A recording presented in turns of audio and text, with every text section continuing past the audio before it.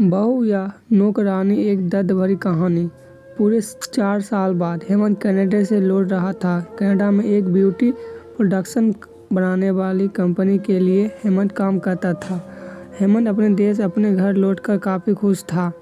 Airport पर उतरते ही हेमंत की नज़र अपने परिवार वाले को खोजने लगी। जल्दी ही उसे अपने माँ बाप, भाई भाभी, बड़ी बहन और खुद की 3 साल की बच्ची भी एयरपोर्ट पर खड़े नजर आई।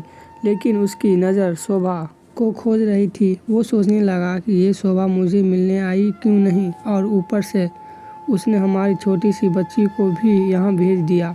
आसरीन एयरपोर्ट पर सबसे हंसी खुशी मिला। फिर उसने शोभा के बारे में पूछा तो उसकी दीदी बोली, परी भाई वो घर पर ही है, तुम्हारे लिए खाना तैयार कर रही है। वह तो आज भी तुम्हारे आने की खुशी में काम करने लगी है, वरना वो कोई काम करती कहाँ है। आसरीन ने अपनी बेटी को पैर से उठा लिया, लेकिन उसकी बेटी उसे देखकर रोने लगी। लाओ मुझे दो बच्ची को, वह तुम्हें काफ़ी दिनों बाद देख रही है ना, इसलिए पहचान नहीं पा रही होगी। कहते हुए दीदी ने बच्ची को अपने पास ले लिया। सभी टैक्सी में बैठकर अपने घर की तरफ रवाना हुए। आसरीन अपने परिवार से मिलकर खुश था, लेकिन ये बात कि शोभा उसे एयरपोर्ट पर मिलने नहीं आई उसे काफ़ी परेशान कर रही थी। वो सोचने लगा, क्या खाना बनाना इतना ज़्यादा ज़रूरी था, मुझसे मिलने से भी ज़्यादा, और वो भी तब जब मैं 4 साल बाद ऑफिस आया हूँ। इन्हीं ख्यालों में घर तक का आधा रास्ता बीत गया। अब उसकी बच्ची उसे देखकर रो रही थी, इसलिए आसरीन उसके साथ खेलने लगा। बाकी का आधा रास्ता भी ख़त्म हुआ और सब घर पहुंच गए। गाड़ी की आवाज़ सुन शोभा बालकनी में आकर खड़ी हो गई और आसरीन की तरफ देखने लगी। आसरीन भी जैसे ही गाड़ी से उतरा, उसने पहले दरवाजे की तरफ और बाद में बालकनी की तरफ नज़र घुमाई, जैसे ही वह शोभा को ही देखना चाहता हो। आसरीन से नज़र मिलते ही शोभा के चेहरे पर मुस्कान झलक पड़ी। आसरीन भी उसे देखकर हल्के से मुस्कुरा दिया। सभी घर के अंदर गई। शोभा सबके लिए पानी लेकर आई और सभी को पानी देने के बाद फिर से किचन में चली गई चाय बनाने के लिए। थोड़ी देर तक सभी परिवार वालों से बातें करने के बाद आसरीन शोभा को बुलाने लगा। माँ ने उसे बीच में टोकते हुए कहा, रहने दो, उसे किचन में थोड़ा काम कर लेने दो, बाद में अपने आप आ जाएगी। तुम बैठे यहाँ मेरे पास, वैसे भी कहाँ ज़्यादा काम करती है वो। आसरीन यही बात दूसरी बार शोभा के बारे में सुन रहा था। अब उसने सोचा कि मेरे परिवार वालों मुझसे झूठ थोड़ी बोलेंगे, हर दिन नहीं होता होगा, उसको इतना काम आज थोड़ा सा है, करने देते हैं, मैं बाद में उससे बात कर लूँगा। आसरीन अपने परिवार वालों से बातचीत में मगन हो गया। एक के बाद एक रिश्तेदार और पड़ोसी आसरीन को मिलने आते रहे और शोभा को किचन से बाहर निकलने का समय ही नहीं मिला। सभी के लिए चाय बनाना, नाश्ता बनाना, यही करते करते शाम हो गई। शाम होते ही अकेली शोभा इस बारे से परिवार का खाना बनाने में जुट गई। 2 बजे बाद सभी परिवार वालों खाना खाने के लिए डाइनिंग टेबल पर बैठे थे, सिवा शोभा के। आसरीन चाहता था कि शोभा भी उसके साथ बैठकर खाना खाए, लेकिन फिर माँ ने कहा, अगर वह भी खाना खाने बैठ जाएगी तो उसको परसेगा कौन। सभी के खाना खाने के बाद शोभा ने अकेले खाना खाया। रात को सोने के वक्त आसरीन और शोभा अच्छे से मिल गई। आसरीन शोभा के साथ काफ़ी बातें करना चाहता था, लेकिन वह उसके चेहरे पर थकान और नींद अच्छे से देख सकता, इसलिए उसने शोभा को परेशान ना करने का फैसला किया और उसे सोने दिया। शोभा सोने ही वाली थी कि उसकी छोटी बच्ची रोने लगी, तो शोभा तुरंत उठकर उसे दूध पिलाने के लिए चली गई। आसरीन कब सो गया उसे पता ही नहीं चला। जब सुबह बच्ची की रोने की आवाज़ आने लगे तो आसरीन उठा और शोभा को पुकारने लगा। जब शोभा पास नहीं दिखी तो उसने बच्ची को चुप कराया और फिर से सुला दिया। आसरीन बाद में शोभा को पकड़ने लगा तो शोभा उसे फिर से किचन में मिली, जो सुबह सुबह ही जल्दी उठकर घर वालों के चाय नाश्ते की तैयारी में लग गई थी। अब आसरीन सोचने लगा, माँ और दीदी तो कहती थी कि शोभा ज़्यादा काम नहीं करती, लेकिन जो मैं देख रहा हूँ वो तो कुछ और ही है।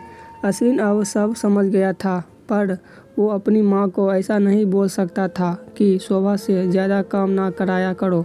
इसलिए अब उसने खुद ही शोभा की मदद करना शुरू कर दिया था। असरीन के हाथ बटाने से शोभा को थोड़ा अच्छा लगने लगा था। पहले जहां उसका चेहरा थकान से उतरा रहता था, अब उस पर थोड़ी थोड़ी चमक आने लगी थी। असरीन ने कुछ दिनों में ही ये महसूस कर लिया था कि शोभा अब वो शोभा नहीं रही थी जिसे असरीन शादी करके लाया था।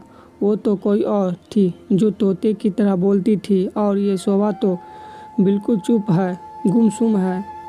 ऐसे लगता है जैसे किसी के दबाव में हो, किसी डर की वजह से सहमी हुई हो। असरीन शोभा को उसके काम में और ज़्यादा मदद करने लगा। असरीन का ऐसा व्यवहार अब घर वालों को खटकने लगा। घर के सभी बड़ों और उसकी दीदी ने मिल के असरीन को समझाया, तुम अपनी बीवी की मदद करते हो, उससे हमें कोई इतराज़ नहीं है, लेकिन तुम्हें भी एक हद तक ही ऐसा करना चाहिए। जब तक कोई तुम्हें ऐसा करता ना देख रहा हो तब तक सब ठीक है, लेकिन जब कोई तुम्हें बीवी के होते हुए बर्तन धोते देखे तो वो अच्छा थोड़े ही लगता है। और सोचो, आगे चलकर शोभा को तुम्हारे हेल्प की आदत पड़ गई तो तुम्हारा अपना काम में ध्यान लगना मुश्किल हो जाएगा। असरीन हमेशा से ही अपने परिवार वालों की बात मानता आया था। जिस तरह से सब ने असरीन को समझाया था, असरीन भी उसकी बातों में आ गया और असरीन शोभा की मदद करने से कतराता था। कभी कभार वह बच्ची के लिए दूध गर्म कर लिया करता,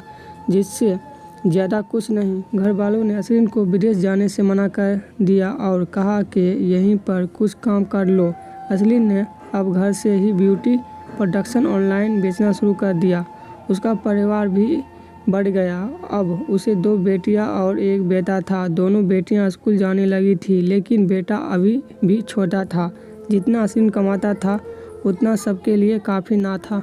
काफ़ी सोच विचार करने के बाद असरीन ने यह फैसला किया कि वह अब शोभा के साथ शहर में जाकर रहेगा, जहां पर शोभा भी काम कर पाएगी और वहां घर से ही अपनी ब्यूटी प्रोडक्शन बेचना शुरू रखेगा। इस तरह से वे अपने पैसे की तंगी को पूरा करेंगे। परिवार वालों ने भी असरीन को इजाज़त दे दी। असरीन चाहता था कि माँ भी उसके साथ रहे, लेकिन माँ को शहर में आना मंजूर ना था। माँ बड़े भाई के साथ रहने लगी। शहर में अब शोभा नौकरी करती और असरीन घर से ही ऑनलाइन अपने प्रोडक्ट बेचता। कई साल ऐसे ही बीत गई। शोभा घर का काम और बाद में बाहर का काम करके अपने से भी ज़्यादा थकी रहने लगी। परिवार वालों की असरीन के दिमाग में डाली बातें अभी भी उस पर असर करती थी। वह यहाँ पर भी शोभा का हाथ ना बटाया करता। असरीन अब दिन रात अपने प्रोडक्ट बेचने में ही मशरूफ़ रहता। कभी कभी शोभा उससे कहती कि मुझे अच्छा नहीं महसूस हो रहा है, मुझे डॉक्टर के पास ले चलो। वो कहाँ कह देता, लेकिन अपने काम में इतना खो जाता कि कभी उसको डॉक्टर के पास ले ही नहीं जाता। शोभा तो बीमार थी, लेकिन एक बार असरीन बहुत ज़्यादा बीमार हो गया। इतना बीमार हो गया कि उसे अस्पताल में भर्ती करवाना पड़ा। अस्पताल में असरीन के पास सिर्फ शोभा थी और कोई नहीं। इतना बीमार होने के बाद भी उसके परिवार वालों सिर्फ उससे मिलकर वापस अपने घर चले गए थे। उसका सहारा बनने के लिए, उसकी तकलीफ बांटने के लिए कोई भी उसके साथ नहीं था। बिस्तर पर पड़े और शारीरिक तकलीफ से गुजर रहे असरीन को अपनों का ऐसा व्यवहार बहुत तकलीफ दे रहा था। फिर वह सोचता कि उसने भी तो शोभा के साथ जिंदगी भर यही किया है। क्या वो शोभा का जीवन साथी सिर्फ नाम का ही था? जब साथ देने की बारी आती थी तो उसने दूसरे के बहकावे में आकर उसे किनारा कर लिया था। यहाँ तक कि शोभा के खुद अपने मुंह से कहने के बाद भी उसकी तकलीफ को वो नज़रअंदाज करता आया था। असरीन को अब अपना दर्द शोभा के दर्द के आगे मालूम सा लगने लगा। उसके दर्द को ना बांटकर उसने बहुत बड़ा गुनाह किया हो, ऐसा उसने लगने लगा। पछतावा के आंसू असरीन की आंखों से बहने लगे। उसने अपनी सारी गलतियां और गुनाहों के लिए शोभा से माफ़ी मांगी। दोस्तों, जीवन साथी का मतलब होता है जीवन के हर उतार चढ़ाव में, जीवन के हर मोड़ में जो साथ दे। साथ होने और साथ देने में उतना ही फर्क होता है जितना सिर्फ वादा करने में और सचमुच वादा निभाने में होता है। धन्यवाद।